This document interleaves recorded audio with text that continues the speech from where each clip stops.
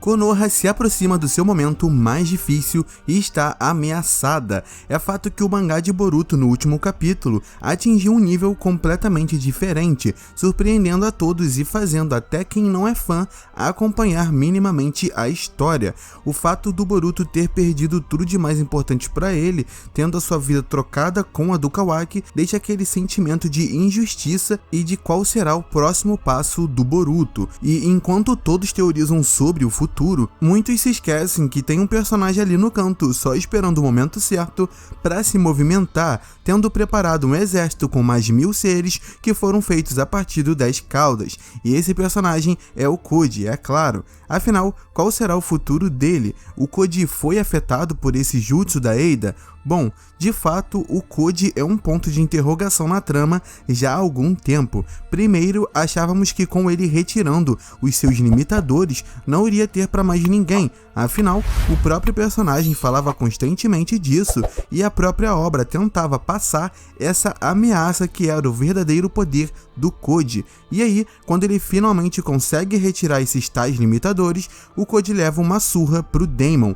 o que não é uma vergonha para ninguém, tendo em vista o poder do Daemon, mas pro Koji foi sim um vexame. Isso porque ele nunca mostrou a que veio e levou uma surra logo após recuperar toda a sua força. Isso fez com que toda a comunidade chegasse à conclusão que esse desenvolvimento é proposital, levando o personagem até o fundo do poço para depois ele surpreender a todos. E por mais que isso até possa acontecer, até agora o Koji não se impôs como um vilão e ele tá tão esquecido que depois desse último capítulo quase ninguém fala dele. Isso porque o Kawaki tá ganhando cada vez mais espaço como um algoz do Boruto, pegando a sua própria vida pra ele. E aí fica aquela dúvida, o Koji foi afetado por esse jutsu da Eida? Quando ele vai agir e faria sentido agir agora? Então, primeiro precisamos deixar claro que, pelo menos na data que esse vídeo está saindo, a gente ainda não tem uma confirmação sobre o status do Koji com relação a essa técnica da Eida que alterou as memórias de todo mundo. O autor pode levar para qualquer lado e inserir qualquer elemento que seja conveniente para tornar um personagem imune ou não. O que importa é o que o Kishimoto vai querer e qual caminho do personagem seria mais interessante para a história como um todo. Então, no fim, tudo é possível. Temos o exemplo da Sarada, que apesar da gente desconfiar de alguns fatores que a tornaram imune, ainda não teve uma confirmação, mas ela está imune porque o autor julgou que seria o mais coerente e interessante para a história dele. No caso do Koji, muitos alegam que ele não foi afetado por estar em uma outra dimensão.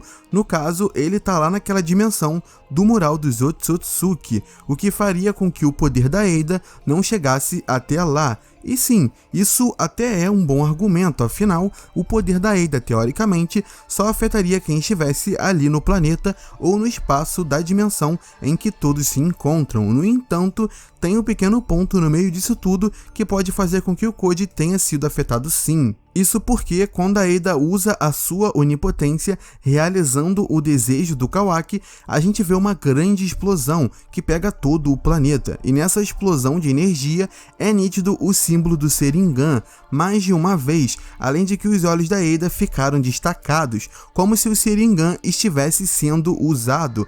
E não podemos esquecer que o Sharingan permite a Eida olhar tudo o que acontece no mundo. Como ela mesma explica, é como se ela tivesse acesso a várias câmeras ao redor do planeta. Além disso, ela também pode ver o passado. Mas o que tudo isso teria a ver com o nosso querido Kodo? Bom, aparentemente a Eida expandiu o alcance do seu jutsu para uma escala global graças ao Sharingan. Como eu falei, o símbolo do olho dela fica destacado na explosão e os seus olhos também ficaram diferenciados na ocasião em questão, e dificilmente a Eida conseguiria afetar todas as pessoas da Terra normalmente. Então, fica meio que subentendido que o Sharingan expandiu a onipotência da Eida para o mundo todo, provavelmente para todos os locais que o Sharingan tem acesso. Ah, mas isso não afetaria o Koji da mesma forma, pois ele está em uma outra dimensão que o Sharingan não tem acesso.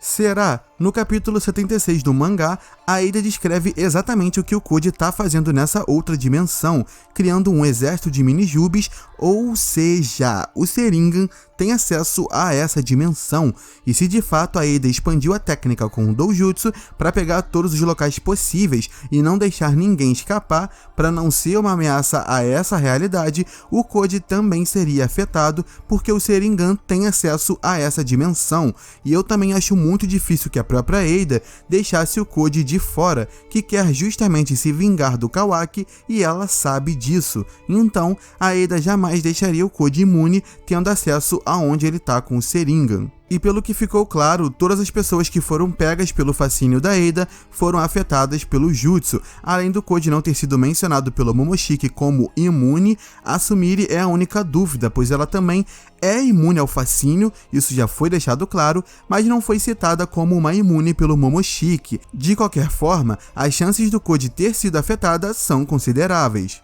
E se for o caso, ele estaria atrás do Boruto e não do Kawaki, pois o Code quer tirar tudo de mais importante para o Kawaki. Ele afirma isso e quer atacar Konoha por conta disso, mas o que ele faria com o Kawaki, que agora é o Boruto, tendo fugido da aldeia acusado de assassinar o Hokage. Isso no mínimo faria o Code questionar algumas coisas, já que ele sabe que o Kawaki ama o Naruto e estranharia também a Eida permanecer em Konoha e não ir atrás do seu amado, o Boruto, que é o Kawaki. Então, provavelmente, conhecendo o Code, ele iria atrás do Boruto para saber o que aconteceu e por que ele fugiu da vila, já que anteriormente, quando ele soube que o Kawaki estava fugindo, o Code foi até ele e disse que iria questioná-lo pessoalmente sobre as suas intenções, justamente porque naquele momento ele não sabia o motivo do Kawaki estar fugindo da vila, e no final era porque o Kawaki queria encontrá-lo, mas o Code não sabia disso até ir atrás dele. Indo até o Boruto, que com certeza estaria assustado e confuso, o Boruto poderia até tentar explicar, mas o Code certamente iria ter pouca paciência, porque para ele seria o Kawaki ali, que ele odeia totalmente, e sabendo do nível de poder do Code no momento, que supera até mesmo o Jigen, ele poderia acabar com o Boruto facilmente se o Momoshiki não aparecesse e interferisse. Dessa forma, Code veria que não era o Kawaki, pois ele sabe que o Momoshiki está com o Boruto, ele conheceu e até lutou pessoalmente com ele. E aí vocês podem perguntar como o Code saberia que o Boruto fugiu e tudo de estranho que está acontecendo em Konoha, já que ele perdeu a Eida, que eram seus olhos, e via tudo o que estava acontecendo para ele.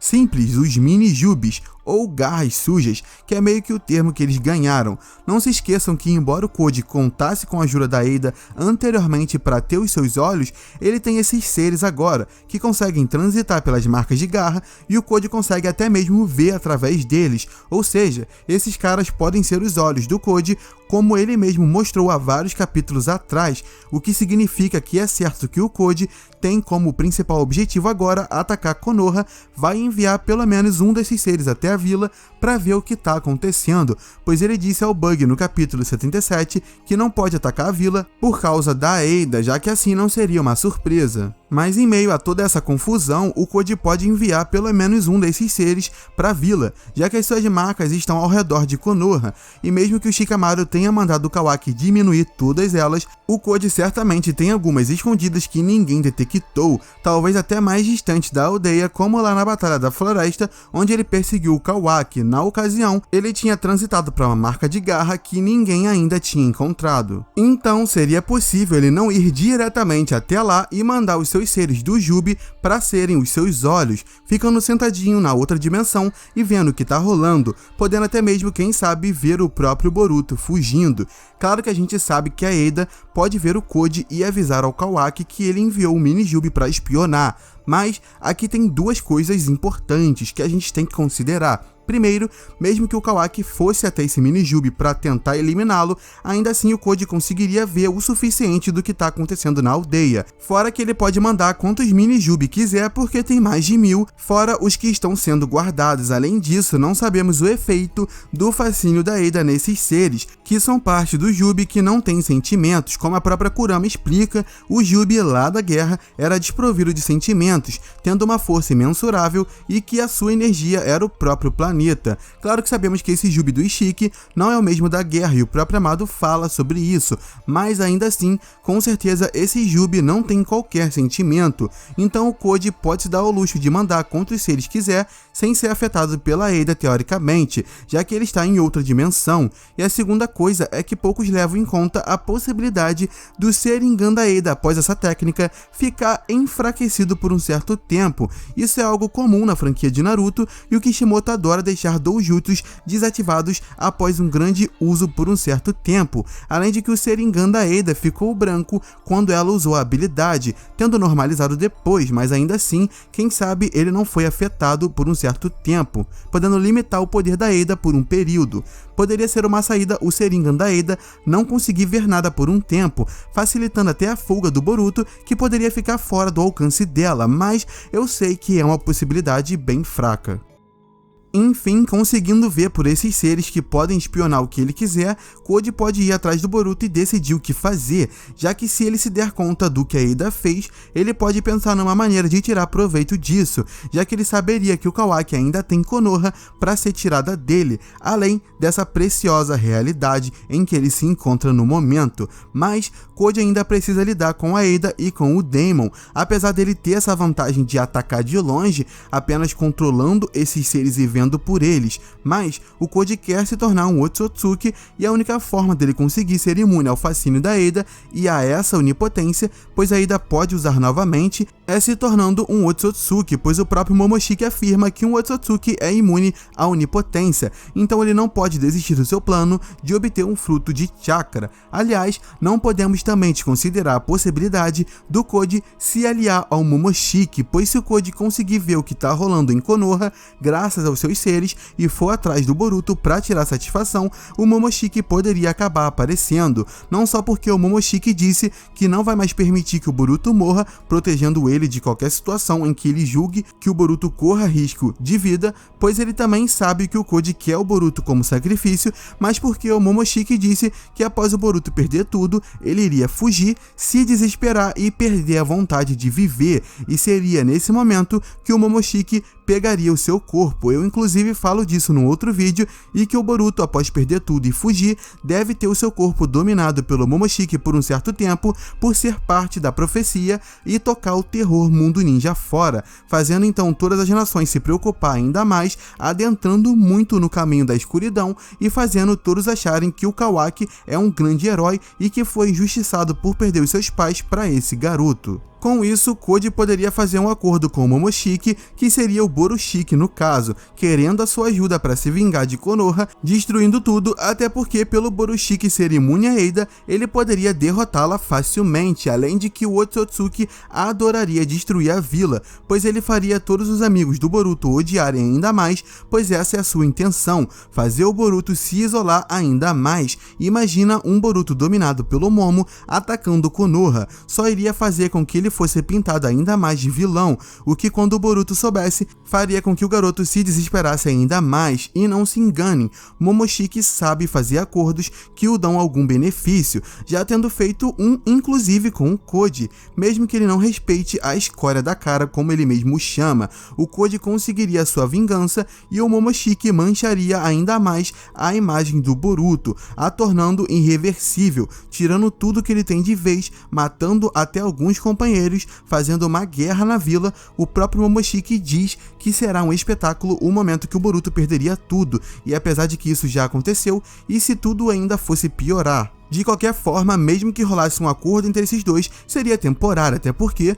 o Momoshiki com certeza vai querer matar o Koji para impedi-lo de ficar no seu caminho em busca do fruto, provavelmente o usando para ir até a dimensão do Jubi e ter acesso a esse ser. O Koji também pode pressionar o Boruto a querer ajudá-lo a destruir a vila no momento em que ele se encontre vulnerável, desesperançoso e sem vontade de viver, o atiçando para acabar com o cara que tirou tudo dele, o Kawaki, que também é um incômodo pro Koji, então seria benéfico pros dois. Então isso poderia fazer o Boruto ser pressionado a um ponto que o Momoshiki assumiria, topando algum tipo de acordo. Enfim, eu acho que é uma ótima saída pro Koji ter o auxílio de um Otsutsuki, principalmente agora com esse contexto, e isso iria transformar o Boruto de vez no criminoso número 1 do mundo, aquele que matou o Hokage e destruiu a própria aldeia. Mas enfim, cara, deixa aí nos comentários a sua opinião, qual será o destino do Koji pra vocês? Deixa aí nos comentários a sua opinião. Não se esqueça também de se inscrever no canal pra você não perder os próximos vídeos